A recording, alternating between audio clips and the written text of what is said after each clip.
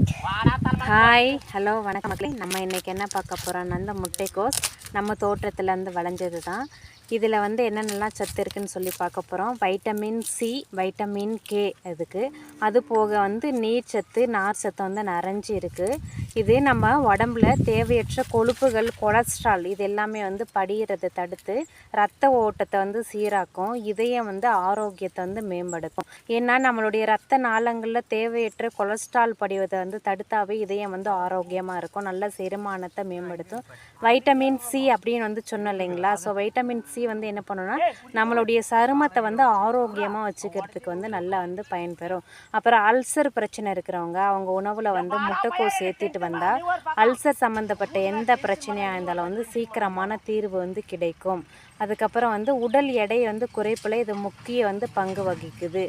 ஏன்னா தேவையற்ற கொலஸ்ட்ரால், கொழுப்பு எல்லாமே இது கரைச்சிடுறதுனால உடல் எடை கூடாமல் நம்ம உடலை ஆரோக்கியமாக வச்சுருக்கோம். ஒரு இது எப்படின்னா நல்லா மெயின்டெனன்ஸ் ஆகும். அதுக்கப்புறம் அல்சர் பிரச்சனை இருக்கிறவங்க இது ஜூஸாகவும் எடுக்கலாம். சில பேர் ரொம்ப வேறு ஏதாவது குடல் பிரச்சனை இருக்கிறவங்க இதை எடுத்துக்க வேண்டாம். புரியுதுங்களா? ஏன்னா இது இப்போ என்ன சொல்கிறேன்னா, அளவுக்கு மிஞ்சினால் அமிர்தமும் நஞ்சுன்னு ஒரு பழமொழி இருக்குது. நம்ம எல்லா உணவுமே அளவோடு குறிப்பிட்ட பதத்துலேயும் சாப்பிடும் பொழுது நமக்கு நல்ல ஆரோக்கியமாக இருக்கும். நம்ம பயன்படுத்தக்கூடிய முறைகள் ஏதாவது சின்ன தவறுதல் எதானா கூட நம்ம உடல் பாதிப்பு ஏற்பட்டுவிடக்கூடாது. ஸோ நல்ல முறையில் சாப்பிட்டு சமைச்சி நல்ல உடல் ஆரோக்கியமாக இருக்கணும். இதை பற்றி நான் சொல்லிட்டேன்.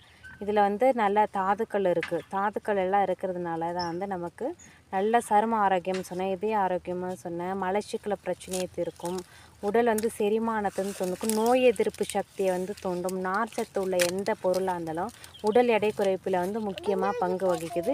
உடலில் தேவையற்ற வீக்கம், நம்ம உடம்புல தொற்று அலர்ஜினால் ஏதாவது வீக்கம் ஏற்பட்டதுன்னா கூட நம்ம முட்டைக்கோஸை உணவில் எடுத்துக்கிட்டு வரும்பொழுது அந்த வீக்கம் எல்லாம் சரியாயிடும். ரெண்டாவது மாதுளம்பழமும் முட்டைக்கோஸ் இதெல்லாம் சாப்பிடும்பொழுது உடலில் இருக்கக்கூடிய தேவையற்ற வீக்கங்களை இயற்கையாகவே நம்ம உடம்பு சரி செய்யும். நம்ம இதை போய் ரத்தத்தில் ஊறி சரி செய்யக்கூடிய திறன் இந்த முட்டைக்கோஸுக்கும் மாதுளை பழத்திற்கும் இருக்குது.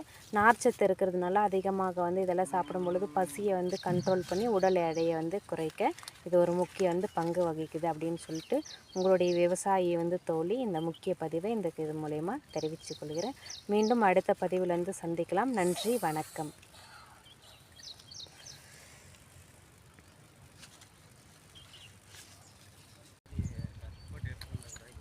எங்க அங்கே மேட்டுக்காவா? ஏன் இல்லை அங்கேயே விட்டு தெரியாது.